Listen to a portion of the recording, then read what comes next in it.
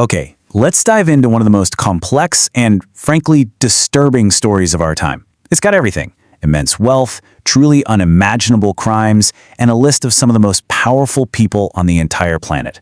But really, it all boils down to one central mystery. How on earth does a man with secrets that could, supposedly topple governments end up dead in one of New York's most secure jails? It just doesn't add up for a lot of people.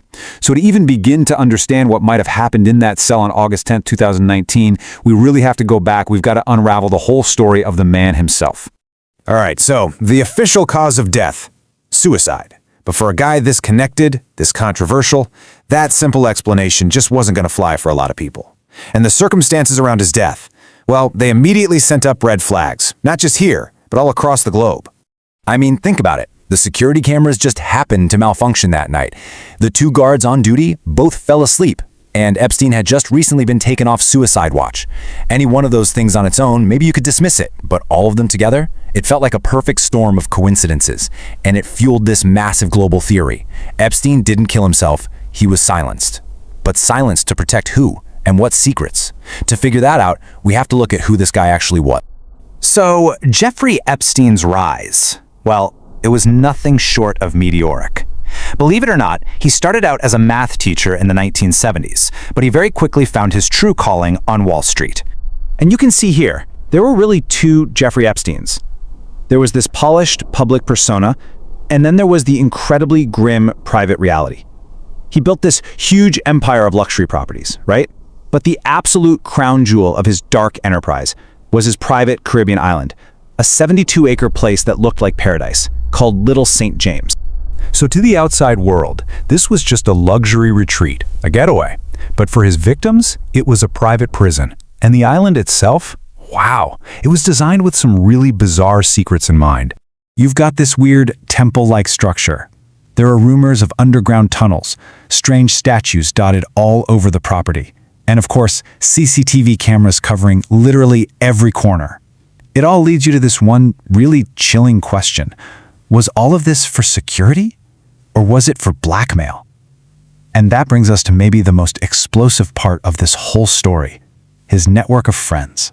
See, for Epstein, it wasn't just about accumulating wealth. It was about accumulating powerful friends. His social circle was like a who's who of global power. We're talking presidents, princes, and absolute titans of industry. And just look at some of these names: Bill Clinton, Donald Trump, Prince Andrew, Bill Gates, the list goes on. And with people like that in his orbit, it's no wonder that when the FBI raided his home, they found evidence that suggested a very, very chilling motive for all these powerful friendships. So the crucial point here is that this network might not have just been for social status. It might have been about leverage, about power. Which leads to the big question: how did a web this powerful even begin to unravel? And maybe more importantly, why on earth did it take so long? Well, the first cracks in Epstein's empire actually appeared way before his big arrest in 2019. And it all started with the incredible bravery of just one victim. This timeline really shows what a long and, frankly, frustrating road to accountability this has been. It all kicks off with that first police report back in 2005. But the real key moment, the one everyone points to, is that 2008 sweetheart plea deal. It was secretly negotiated, and today it's considered one of the biggest miscarriages of justice in recent history. The result of that deal? It's just shocking. Just 13 months. That's it. And get this, for a lot of that time, he was on work release, which meant he could leave the jail during the day. It's unbelievable. Now, let's compare that to the sentence his chief accomplice Ghislaine Maxwell got years later. 20 years. That absolutely staggering difference between those two numbers. That's exactly why Epstein's death didn't end the story. If anything, it just intensified the demand for the full truth to come out. So Epstein himself is gone, but he left something behind. The documents, all the details about his network, the flight logs, his activities. We know them as the Epstein Files, and they are the key to unlocking the full story. Now, getting these files released has been a really slow and honestly super controversial process. But starting in early 2024, we had these big court-ordered unsealings that started forcing thousands and thousands of pages out into the open, and they've been revealing all sorts of new details. And we're still just scratching the surface. With over 1 million pages of data still waiting to be released, you can bet this story is far, far from over.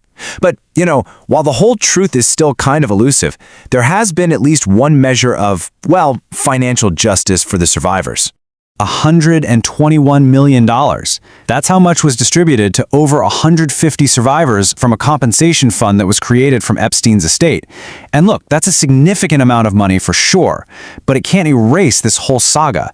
A saga that started with the voice of just one victim and blew up into a global scandal. And it all leaves us with one final, pretty powerful thought. It's a stark reminder, isn't it? Money and power can hide a crime for a long time, but they can't erase it forever, especially when so many people are demanding the truth. The real question now is, what else will these files reveal as they continue to be unsealed? That is a question the entire world is still waiting to have answered.